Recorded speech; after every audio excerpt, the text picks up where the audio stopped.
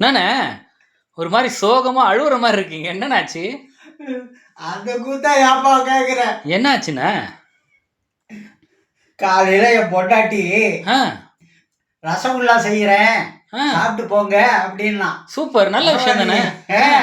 பரவாயில்லையே, நம்ம பொண்டாட்டி என் மேல பாசமா இருக்கா, ஸ்வீட்லாம் செய்யறா போல் இருக்கு அப்படின்ட்டு சரி செய்யுமா அப்படின்னு ம் ஒரு அரை மணி நேரம் கழிச்சு ம் ஒரு கப்புல ஒரு 5-6 ரசகுல்லா போட்டு ம் ஸ்பூனும் போட்டு ம் கொண்டு வந்து கொடுத்தா.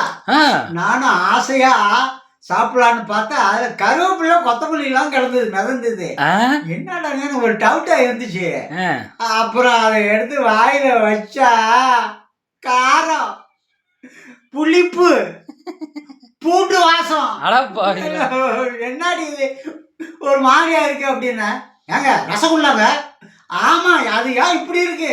அது ரசத்துல செஞ்ச ஆ ரசகுல்லா அப்படின்னா ரசத்துல தானே செய்வாங்க அடப்பாவிங்களா. அப்படிங்கிறப்பா. இந்த கூத்து எங்காவது பழக்கமா?